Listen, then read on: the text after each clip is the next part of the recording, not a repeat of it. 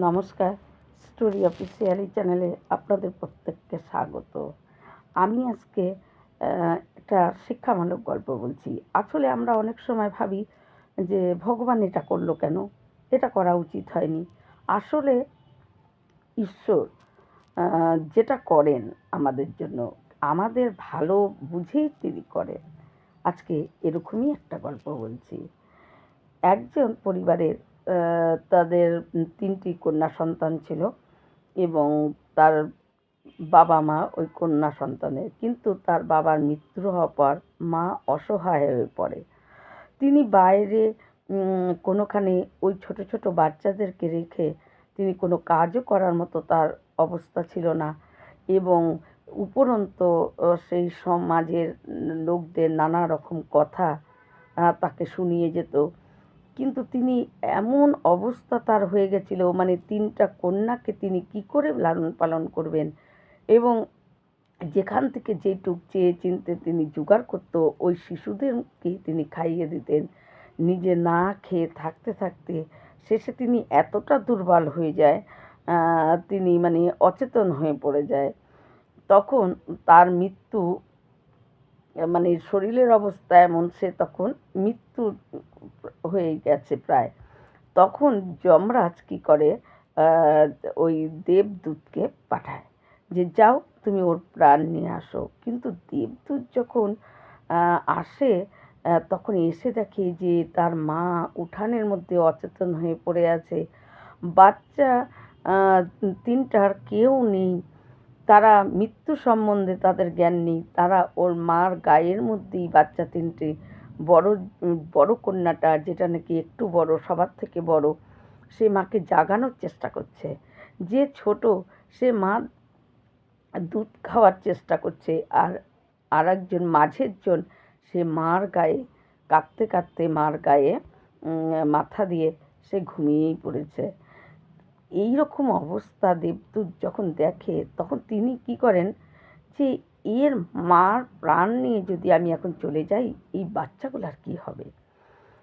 তাই তিনি কি করেন, খালি হাতে আবার যমরাজের কাছে চলে যায়। যমরাজ যখন ওই দেবদূতকে দেখেই বলে, তুমি খালি হাতে এসেছো কেন? তখন বলে যে প্রভু, আপনি হলেও খালি হাতে আসতেন। আমি ওখানে গিয়ে দেখি এই পরিস্থিতি, অনাথ ৩টা বাচ্চা পড়ে আছে, তাদের বয়স হয়নি, তাদের মৃত্যু সম্বন্ধে জ্ঞান হয়নি। ওই মায়ের অচেতন হয়ে আছে, তার মধ্যেই ছোট কন্যাটি মার দুধ খাওয়ার চেষ্টা করছে, আর বড়টা মাকে জাগানোর চেষ্টা করছে, আর মাঝের কন্যাটা সে কাঁদতে কাঁদতে মার গায়েই মাথা দিয়ে শুয়ে আছে। তারা কিচ্ছু বোঝার মতো বয়সও হয়নি। তার মার প্রাণটা যদি আমি নিয়ে আসি, তাহলে এই বাচ্চাগুলার কি হবে? আর ওই সমাজে কে কাউকে দেখে না, সবাই নিজের স্বার্থ নিয়েই চলে। তাই প্রভু, আমি অনেক বিচার করে আমি তার প্রাণ নিতে পারিনি, তাই আমি খালি হাতে চলে এসেছি। আমি চাই আরও কিছু বছর ওর মার প্রাণ আপনি দান করেন এবং কিছু আয়ু বাড়িয়ে দিন, যাতে তিনি তার বাচ্চাগুলোকে বড় করতে পারে। যমরাজ এটা শুনে খুব রেগে যায় যে তুমি কি মানে ঈশ্বর যেটা চেয়েছে, যে সর্বেশ্বরা ভগবান, তার ইচ্ছার বিরুদ্ধে আমার কিছুই করার ক্ষমতা নেই। এবং কারো যদি মৃত্যুর সময় চলে আসে, তাকে আর ১ সেকেন্ডও তাকে বেশি রাখা যাবে না, তার মৃত্যু হবে। আর যদি কারো মৃত্যু না থাকে লেখা, তার যদি সময় থেকে যায়, সে যেখান থেকেই পড়ে যাক আর যাই হোক না কেন, ঠিক সে বেঁচে উঠবে। তাই এইগুলো করার ক্ষমতা আমার নেই। আর তুমি কি করে বলছো তুমি এই বিধির কে পরিবর্তন করে দিতে পারো? এত বড় তোমার সাহস! যাও, তোমার মর্ত্যলোকের জন্য এতই যেরকম দুঃখ দরদ, তুমি মর্তে গিয়ে জন্মাও এবং তুমি মর্তে যাও। আর হলো, তখন ওই দেবদূত বলে যে প্রভু, আমি কি করলে আমার উদ্ধার হবে এই মর্ত্যলোক থেকে? তখন বলে যে তোমার যখন ৩ বার নিজের বোকামির জন্য তুমি যখন হাসবে, তোমার নিজের হাসি পাবে 3 বার, তখন তুমি মুক্তি পেয়ে যাবে, তুমি চলে আসতে পারবে। কিন্তু তিনি কারো কাজ রাজ বলেছে যাও তুমি পৃথিবীতে বলে তাকে ধাক্কা দিয়েছে, আর সে কারো শরীর থেকে, তার কারো গর্ভ থেকে সে জন্ম নেয় নাই, সে ওইভাবেই পৃথিবীতে পড়েছে, পড়ে এবং তার গায়ে কোনো বস্ত্র নেই, সে একটা গাছতলায় ঠান্ডা কাঁপছে। সেই সময় একটা মানে মুচি ওই পথ দিয়ে যাচ্ছিলেন, খুব ঠান্ডা পড়েছে, তাই তার বাচ্চাদের জন্য তিনি গরম পোশাক কিনতে যাচ্ছিলেন।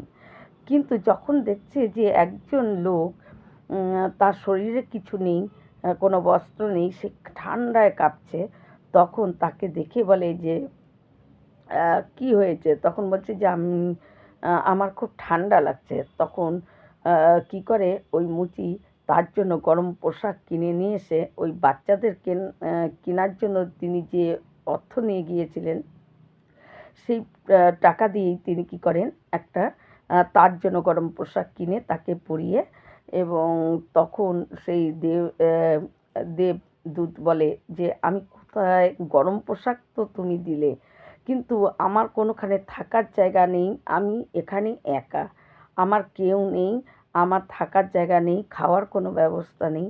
তখন মুচি কী করে, বলে যে তাহলে চলো, তোমাকে আমার বাড়িতেই তুমি থাকবে। মুচি তাকে গরম পোশাক পরিয়ে এবং মুচির বাড়িতে নিয়ে আসে, এবং মুচির বউ যখন বেরিয়ে দেখে যে তিনি তো তার বাচ্চাদের জন্য গরম পোশাক কেনেইনি, উপরন্তু একজনকে নিয়ে এসেছে এবং তাকেই গরম পোশাক কিনে দিয়েছে, মুচির বউ তখন তার মুচির সঙ্গে তুমুল ঝগড়া লাগিয়ে দিয়েছে। এবং মুচির বউ যখন ঝগড়া করছিল মুচির সঙ্গে, তখন ওই দেবদূত তার খুব হাসি পাচ্ছিল, তখন সে হেসেছিল। মুচি তখন জিজ্ঞাসা করে যে আমাদের ঝগড়ার মধ্যে তুমি কেন হাসছো? তখন বলছে আমি কেন হাসছি এর কারণ আমি পরে বলবো। তারপর সেই মুচির বাড়িতে তিনি থাকেন, এবং ওই মুচির থেকে তিনি জুতো তৈরি করা শিখে ফেলে, খুব তাড়াতাড়ি শিখে ফেলে, এবং তার হাতে জুতো মানে এত বিক্রি হতো, এবং অনেক জায়গায় এমনকি রাজাও ওই মুচির কাছেই জুতো বানাতে দিত, যে তোমার জুতো এত ভালো, আমার জুতো তুমিই বানাবে। কিন্তু মুচির আগে এত জুতো বানানোর মতন চাহিদা ছিল না, কিন্তু ওই দেবদূতের হাতে জুতো দেখে সেই মুচির জুতোর খুব চাহিদা। এই করে মুচির কী হলো, অবস্থাটা অনেকটা ভালো হয়ে যায়।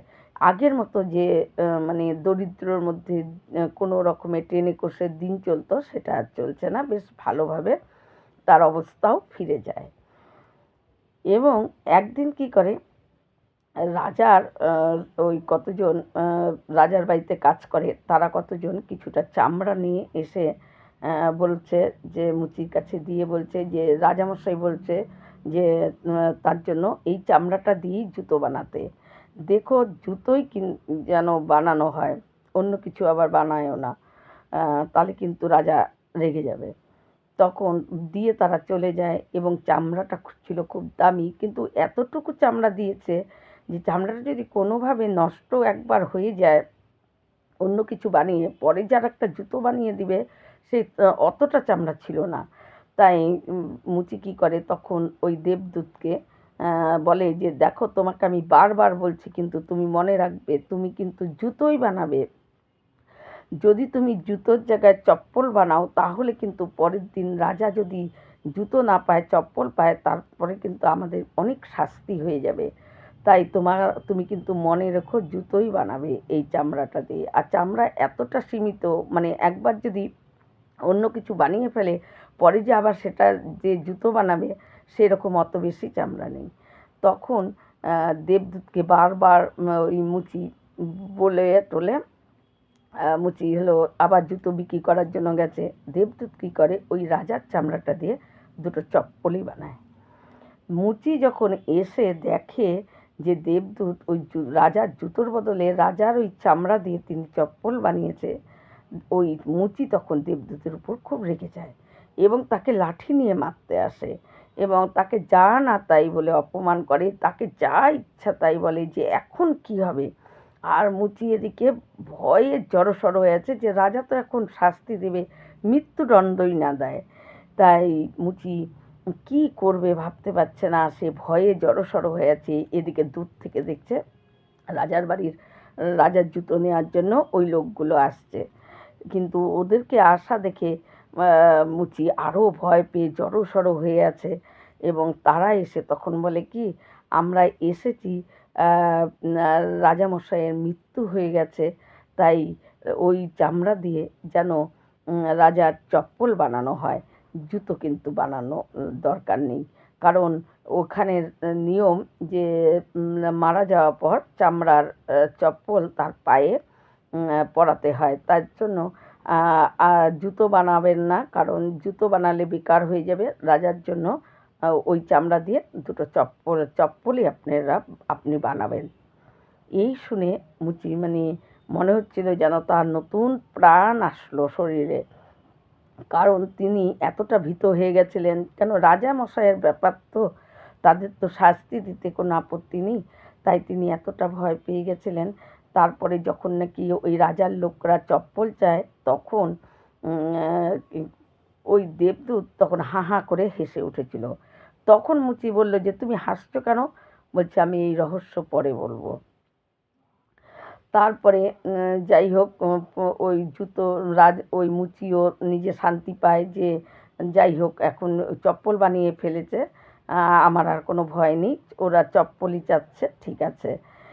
তারপরে ওই দেখে যে ৩ জন সুন্দর যুবতী মেয়ে তারা ওই মুচির বাড়িতে এসে জুতো মাপ দিতে এসেছে। তাদের বিয়ে ঠিক হয়েছে, তার জন্য তারা পায়ের মাপ দিতে এসেছে এবং জুতো কেমন তৈরি হবে সেটা বলতে এসেছে। কিন্তু ওই দেবদূত ওই ৩টা কন্যাকে দেখে তিনি চিনতে পারেন যে আরে, এই ৩ জনের জন্যই তো আজকে আমি এই শাস্তি ভোগ করছি। এই ৩ জন তো অসহায় ছোট ছিল এবং তাদের সঙ্গে একজন বৃদ্ধা তিনি এসেছেন। তখন ওই বৃদ্ধা বলে যে এই ৩ জনের কেউ ছিল না, আর আমার কোনো সন্তান ছিল না। আমি সন্তানের জন্য মানে ব্যাকুল হয়েছিলাম, কিন্তু তাদের মা মারা যাওয়ার পর আমি এই ৩ কন্যাকে আমার কাছে নিয়ে তাদেরকে লেখা পড়া সব কিছু শিখিয়ে আজকে ভালো ভালো ঘরে আমি এই ৩ জনের বিয়ে ঠিক করেছি। তাই আজকে জুতোর মাপ দিতে এসেছি। তখন ওই দেবদূত তিনি কী করেন, যুবতীরা যখন চলে যায়, তিনি যখন জানতে পারেন, তখন তিনি ৩ বার হা হা করে আরও জোরে জোরে হাসেন। এবং তখন মুচি যখন জিজ্ঞাসা করে যে তোমার হাসার কারণ কি, তখন দেবদূত বলে যে আজকে তোমাকে বলবো আমার হাসার কারণ কি। তিনি সমস্ত কথা বলেন এবং তিনি এটা বলেন যে যখন তুমি আমাকে প্রথম নিয়ে এসেছিলে তোমার বাড়িতে, তোমার বউ তোমার সঙ্গে ঝগড়া করছিল, তখন আমি হেসেছিলাম, কারণ তোমার বউ মূর্খের মতো ঝগড়া করছিল। সে জানেই না যে আমি আসাতে তোমাদের যে অবস্থার পরিবর্তন হয়ে গেছে, সে এগুলো না বুঝে সে মূর্খের মতো তোমার সঙ্গে ঝগড়া করছিল, তাই আমি হেসেছিলাম। আর আমি দ্বিতীয়বার হেসেছিলাম তুমি যখন আমাকে লাঠি নিয়ে মারতে আসছিলে, যে রাজার জুতোর বদলে আমি চপ্পল বানিয়েছিলাম, আমি তখনও হেসেছিলাম যে তুমি জুতোর জন্য আমাকে মারতে এসেছো, রাজার চপ্পলই লাগবে, কারণ রাজার আর জুতো পরার দিন নেই, রাজার দিন শেষ, তাই আমি চপ্পলই বানিয়েছিলাম, তাই তখন আমি হেসেছিলাম। আর আমি এখন হাসলাম যে এই ৩ কন্যা যখন ছোট ছিল তাদের মাকে প্রাণ নেওয়ার জন্য আমাকে পাঠিয়েছিল যমরাজ। আমি এদের কষ্ট দেখে আমি তার মার প্রাণ নিইনি।